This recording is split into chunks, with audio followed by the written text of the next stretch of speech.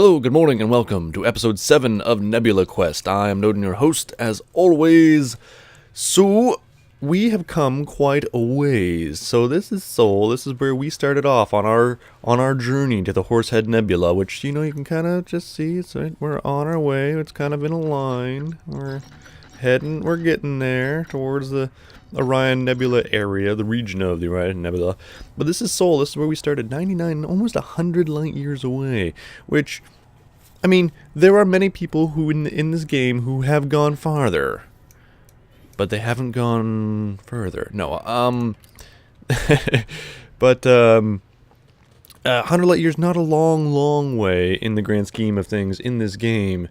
But it's quite a way for us. We're moving along quite. I'm just trying to recenter my. In the last episode, we hadn't quite made it here to the Stuart Little station. Let us launch. We were out doing some exploration and looking at some rocks, mostly rocks. We were looking at, and on Space Car Bingo, we marked off under the N, no satellite. So that's pretty cool, you know. We're getting some pretty full, nearly. Engines engaged. All right, let me try something here. Scoop deployed. And Landing gear retracted. yeah. Cargo scoop retracted. Rebound that. Finally, I have done something useful, and that is to rebind a couple of buttons to my joystick, so I wasn't fumbling around for them the entire damn day. What are we still going? All right, so yeah, okay, you can scan me. Let's jump away home. Did I sell that data? I don't recall now. I had some data to sell, and I don't remember if I did or not. So I don't know what will happen with this, with the end of this episode. I don't know if we're going to end up where we're going to sleep. We've got a long list of these trianguli, sector, star systems to jump through, and I don't think any of them are inhabited. So it may be, we may have a small problem. We may have to sleep. We may have to try sleeping in the wilds. I don't know what happens if we try to sleep in the wilds. I don't know if we go back home, or do we just wake up where we left off. It's a scary prospect. Whoa, speaking of scary prospects, woo-hoo-hoo. Let us get out of the way of that. Let us use the oldie-timey dubstep scanner real here. Alright, so this is not a new thing. I think, is this one that we actually discovered? Ow, oh, speaking of, I'm not looking at the star here. I wanted to look at the star. Speaking of discovery, so today, I think it was this morning, oh,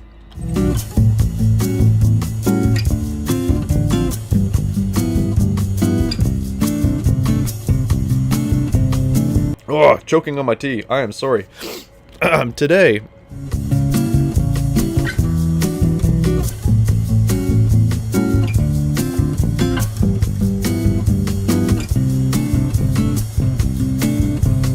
wow. Okay.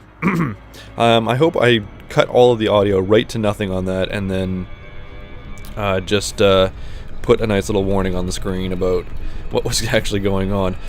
So this morning a newsletter came out from whoever it is that makes this game here. The Elite Dangerous. Oh no! Oh, dang it! I'm trying to talk here. So a newsletter came out from Elite Dangerous talking about the 1.1 release and a few things. And one of the cool things that's going to be added, as far as we're concerned, oh dang it, is that now when you actually discover a system,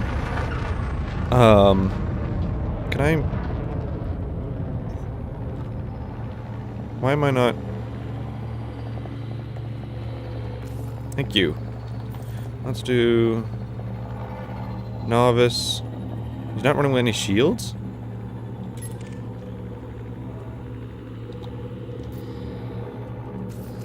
Thank you. And he's clean.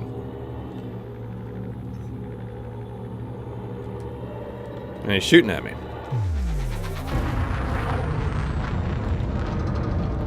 Probably shouldn't have. You know what? He is in a far racier ship than I.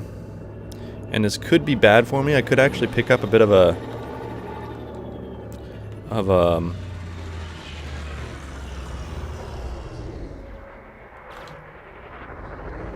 Under attack. what am I call it? What do they call that? Bounty? I could get a bounty on my head for doing this, but I think this actually is a player. This feels like a player.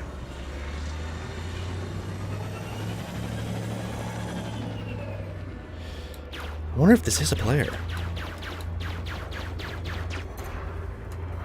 Oh, let's get some power to the weapons.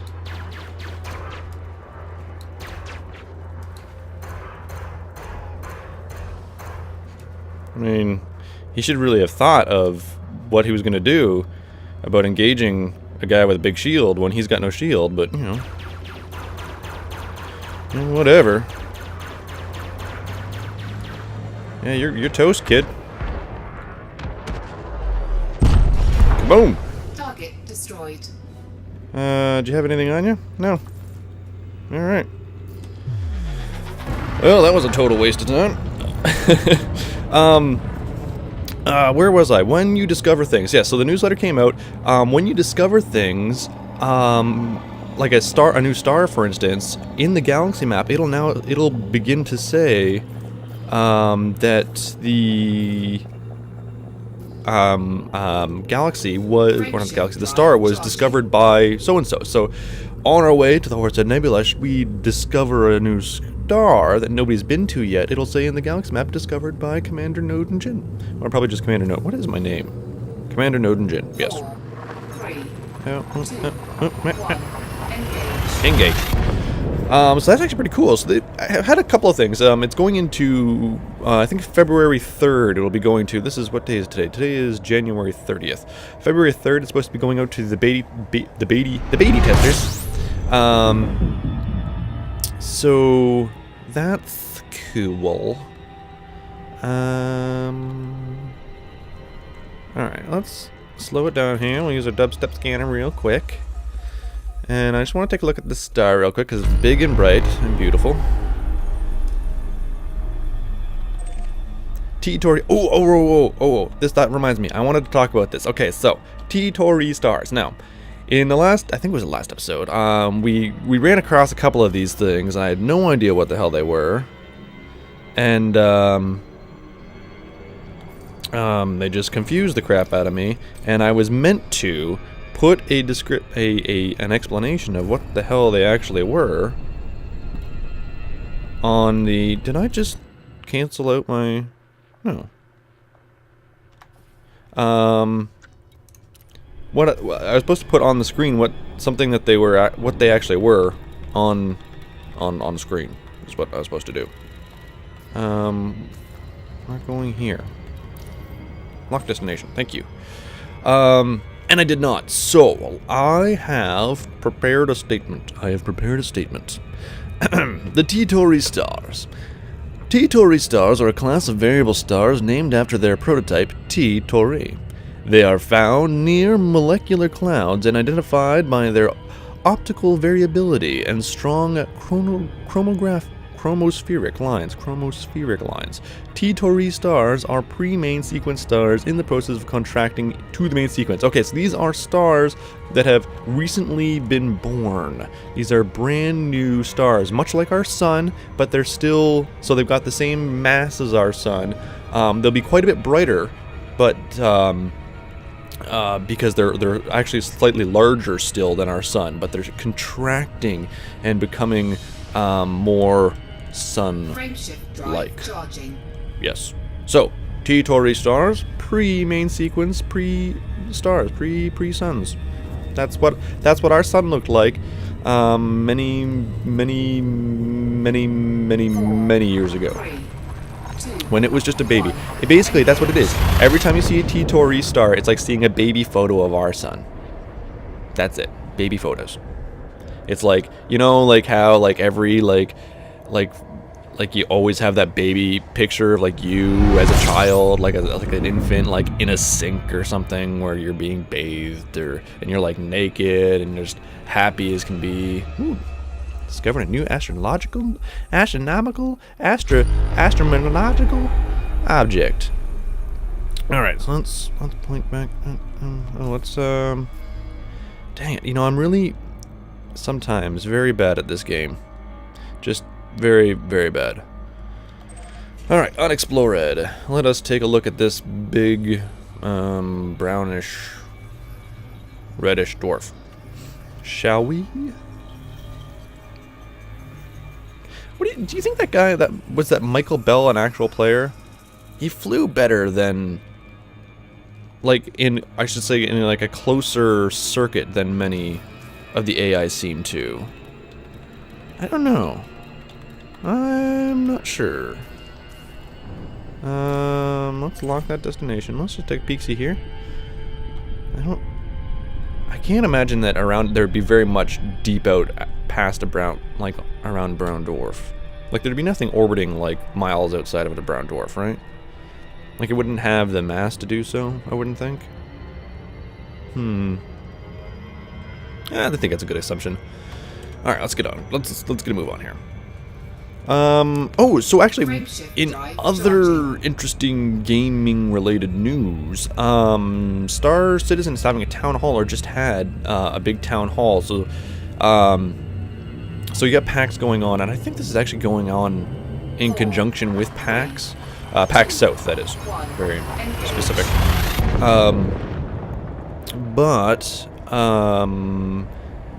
So, and it's basically just like a number of panels, but like hour-long panels on specific elements of the game, where they're sort of answering questions, not necessarily community questions, but questions that they've kind of come up with that we've asked in the past, and that they know that we're just dying to find out about. This looks more like a red dwarf to me. Oh goodness, I'm all burpy. First I'm coughing, now I'm burping. Where's my tea at? Brown dwarf. Wow, I was wrong. I was wrong. But locky oldie destination.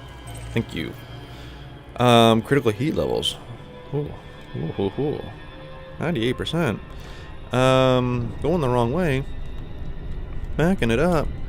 But yes, they actually had a couple of like interesting things like that they were talking about. I didn't reset my systems either. Damn it. Maybe when we get to this next system we'll jump out and do that. But what was I going to say? Oh, yeah, so they talking about a number of different elements and things that are coming out in the near future. So like multiplayer hangars is going to be one. So you're going to be able to soon invite people from your contacts list or from your friends list to your hangars to see what you got going on and how. Whoa, that thing's very little, very little, very little. Let's just bop out of the way of this guy. That's a new one too. So we'll slow down and take a peek-see at it again. Not a lot of value to like discovering these brown dwarfs, but what are you gonna do? Just jumping back. Sorry. So in 1.1, when it does eventually drop for everybody and they release to everybody, as I understood from the text, anything that you've discovered since Gamma, so since release, possibly since Gamma, they said the word Gamma, which makes me think that they mean Gamma, like the beginning of Gamma. Anything that you discovered in all of that time will count, and you'll get your accreditation to it. So in the galaxy map, it'll say discovered by Commander Jamie Bamber. Frameshift drive charging. If you get that reference, kudos to you. Or if you know who Jamie Bamber is, let's just put it that way. I don't even know why that name popped into my head. 4, Anyway, so yes, so multiplayer hangars is going to, or is something that's coming, and along with that, the big one that, well, not the big one, but one of the things that they were talking about is elevators, and they're going to use elevators as their room navigation system, which, okay, it's a little bit cheap compared to what, you know, I think we all kind of had in our mind for these, like, infinitely expandable hangars that we were supposed to be able to live and breathe and stuff in. But for instance, if you have just like many large ships that wouldn't fit on one sort of hangar floor, as it were, you'd be able to use the elevator to go between those to your different like hangar things. You'd have the elevator would go to your living quarters, and after you had sent a request, a request for a conjugal visit. Once you'd sent a request for a conjugal visit, somebody from the prison will contact you. No, you could then, and it was accepted, I should say, or somebody sent you a request to come visit. You could use your elevator to go and visit other people's hangars. Now these are, we say elevator, and I think they really mean sort of multi-directional elevator, sort of. What movie was that? Recently. Oh, it was the new. Oh goodness. On Mars. He's dreaming. Originally done by somebody, then done by Colin Farrell. Oh, dang it. Total Recall, that's what it is. So in the most recent Total Recall movie, they have these elevators that kind of go all over the place, and I think that's what they're thinking about for that. Warning. Whoa. Warning. Whoa. Temperature critical. Okay, yeah, it's been a while since we've done that. Let's party out of here. Let's do some things that we were meaning to do. Oh, we're typing again. Thank you. And perfect. Let's back it up here just very quickly. And we wanted to discover this thing anyway, so let us do so. Can we target you? And begin the scanning process? Maybe come to a full stop? Perfect. Perfect. That's what we wanted to see. Brown dwarf. Anybody surprised? I'm not surprised. There we go. Recenter. Oh, nope. Recenter. Actually, that's probably a good place to end it for the day. I just went and quickly checked to see how long the recording was going, because I forgot to start my timer, because I'm an idiot. So yeah, let's sleep it out. Let's try camping out, guys. You know, we got this nice brown dwarf, nice like a nightlight, and nobody's gonna look for us here. So yeah, I will see you guys next time. Until then, ciao, I love ya. Good night.